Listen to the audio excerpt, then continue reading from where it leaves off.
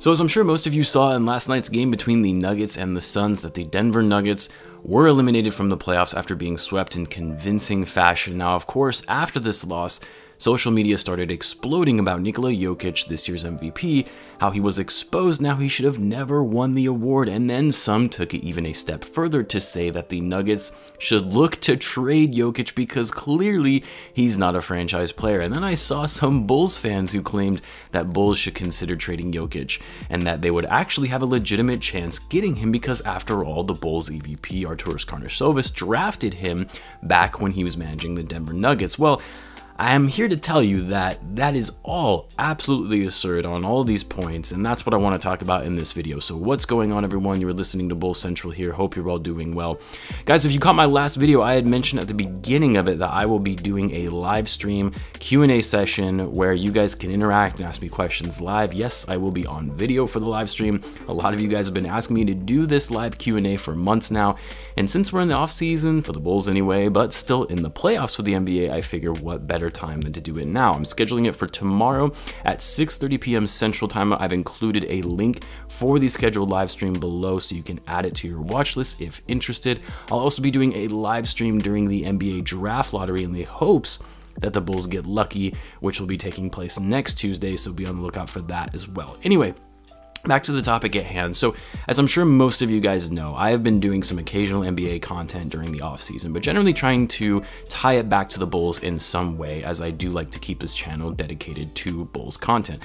And I hadn't planned on talking about this topic until I started seeing all of the people on Bulls Twitter and other platforms that the Bulls should trade for Nikola Jokic. It wasn't that many people, but it was a significant amount that it produced these thoughts that I wanted to discuss. And, you know, first of all, I want to preface that I love NBA fandom. I really do, because NBA fans really love their basketball and they love their teams that they support. But there also comes a time when reality meets delusion in NBA fans, and I feel like this has become more and more rampant with the ever-increasing rise of social media, because now everyone is able to share their opinion, give their takes, and on top of that, also follow what players are doing on social media and following who's commenting on their post or liking their post, and when they leave cryptic messages, and then we read into these messages trying to figure out the hidden meaning behind it or the hidden meaning behind said players liking said cryptic messages. Anyway, it's just gotten out of control.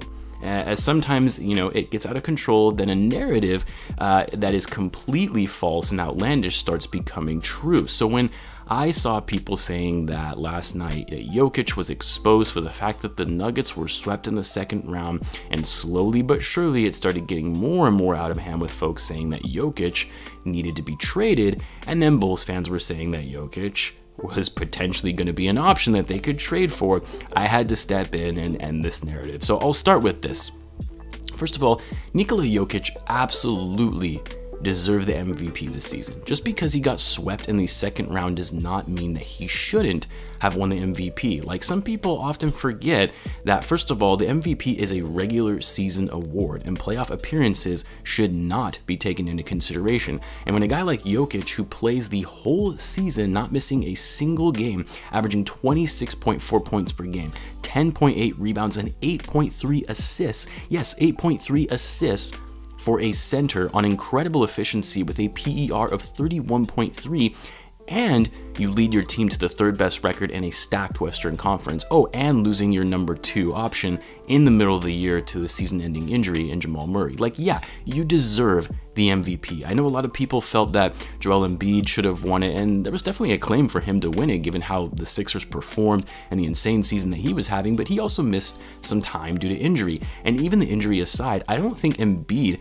had as an impressive of a season as Jokic did. And second, even with the Nuggets getting swept last night, it doesn't take away from the fact that Jokic still played incredibly well in the playoffs, mainly in the prior series against the Blazers, a series that some felt the Nuggets would have lost given that they were without Jamal Murray, and then they managed to beat the Blazers in pretty convincing fashion. Like, Jokic in these playoffs averaged 30, 11, and 5 on 50% shooting.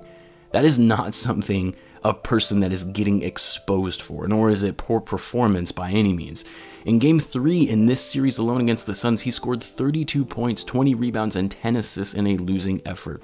The guy was playing his butt off, but he was going against an incredibly strong team in the Phoenix Suns. I mean, there was a reason that this team finished second in the West. I know some people were saying that it was a fluke of a regular season performance by the Suns and that they would fall in the first round of Lakers, but here they are going to the Western Conference Finals for the first time since 2010. Yes, Jokic's three-point shooting was a little subpar in this series, but that's not a basis for which you can say he was exposed. The guy still played incredibly well in the playoffs and led the Nuggets to the first round series victory without his number 2 in Jamal Murray. And even despite getting swept by the Suns, he still played pretty well. He just went up against a better team. And I know he had that flagrant 2 last night against Cameron Payne, which people like to knock on, but it was a frustration foul. The guy wasn't getting calls and his team has been struggling the whole series.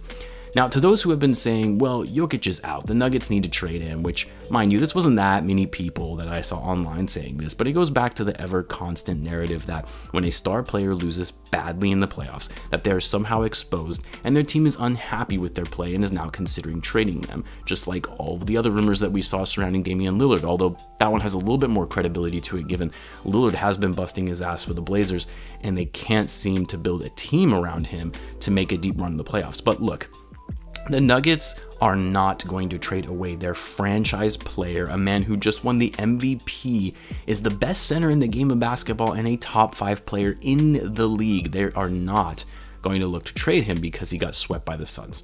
You don't trade a 26-year-old big man who can pass, shoot, and can bully literally every guy in the paint down low just because he had a bad series. And again, he really didn't have a bad series if you look at the numbers that I mentioned before.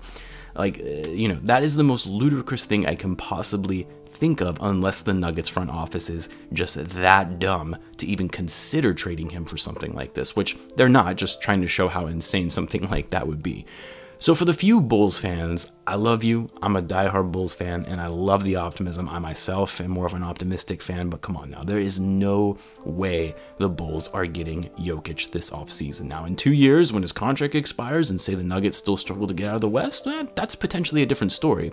But the Jokic that we know right now is not getting traded. And let's say in this alternate universe that the Nuggets do look to trade him, what trade chips do the Bulls have to even get someone like Jokic?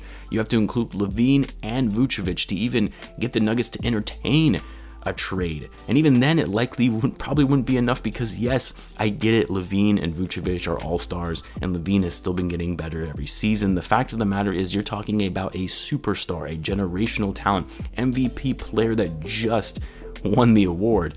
Like, do you think the Bulls would have traded Derrick Rose away in 2011 after he won the MVP at 22, but lost to the Heat in the Eastern Conference Finals for Joe Johnson and Al Horford, who were all-stars that year? Like, no, that would never happen. A team would never look to trade their franchise player after they had just won the MVP. That has never happened in the history of the NBA.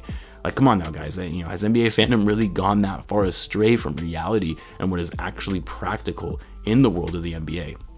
Like I mentioned, I know there is a connection with Arturas, and I think people like to speculate that Arturas will eventually try to lure one of his former players on the Nuggets, whether it be Jokic, Murray, or Michael Porter Jr. And I even made a video on that fact that he kept their relationship open with those players for that purpose.